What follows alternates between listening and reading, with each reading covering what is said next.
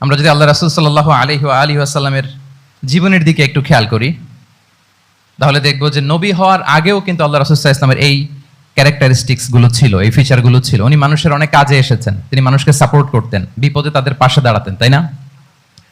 তিনি তো অফিসিয়ালি 40 বছর বয়সে নবী হলেন, যদিও আল্লাহর এলেমে তিনি অনেক আগে থেকেই নবী। কিন্তু দুনিয়াতে আল্লাহ রাসূল সাল্লাল্লাহু আলাইহি ওয়াসাল্লাম যখন 40 বছর বয়সে উপনীত হলেন, তখনই তো হেরা গুহায় নাজিল হলো, ইকরা বিসমি রাব্বিকাল্লাযী খালাক, read in the name of your lord who has created. এই যে 5টা আয়াত নাজিল হলো, উনি নিয়ে আসলেন, কাঁপতে লাগলেন। খাদিজা রাদিয়াল্লাহু তাআলা আনহার কাছে বললেন যে মনে হয় আমি মারা যাব, আমাকে কম্বল চাপা দাও, আমার ভয় লাগছে, আমি কাঁপছি।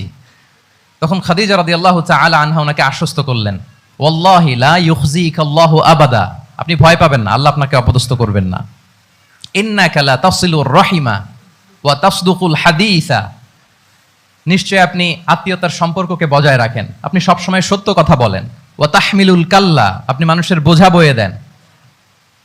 ওয়া তাকসিবুল মা'দুমা, যার উপার্জন করার কোনো সক্ষমতা নেই তার জন্য আপনি উপার্জন করেন, তাকে আপনি ফিনান্সিয়াল সাপোর্ট করেন। ওয়া তাকরিউদ দাইফা, আপনি মেহমানকে খাওয়ান।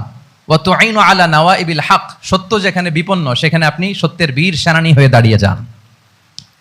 তো এই ফিচার যাদের মধ্যে থাকে, এমন ব্যক্তিত্বকে আল্লাহ তাআলা কখনোই অপমান করতে পারেন না। আপনি চিন্তিত হবেন না, ডোন্ট ওয়ারি অ্যাবাউট ইট, কোনো ভয় নাই, কোনো চিন্তা নাই, আপনি আশ্বস্ত হন।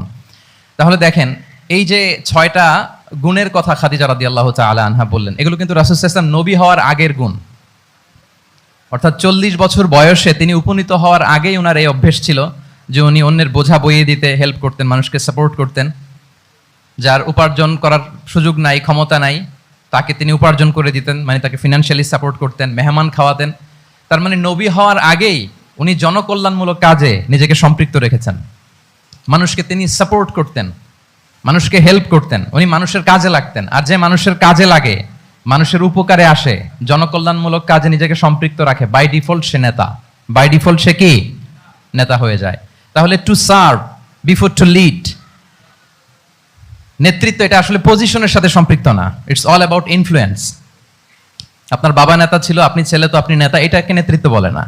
আপনি যদি মানুষকে প্রভাবিত করবার ক্ষমতা হাসিল করেন, মানুষের কাজে আসেন, আপনাকে যদি সমাজে কাজে লাগে, আপনি মানুষকে সাপোর্ট করেন, তখন আপনি নেতা হয়ে ওঠেন।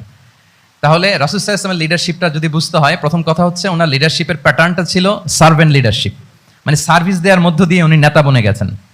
নবী হওয়ার আগেই ওনার মধ্যে এই ট্রেড ছিল, উনি মানুষকে সার্ভিস দিতেন। আরবিতেও একটা কথা আছে, সাইয়্যিদুল কওমি খাদিমুহুম, মানে যিনি সমাজের নেতা তিনি হবে সমাজের সবচেয়ে বড় খাদেম।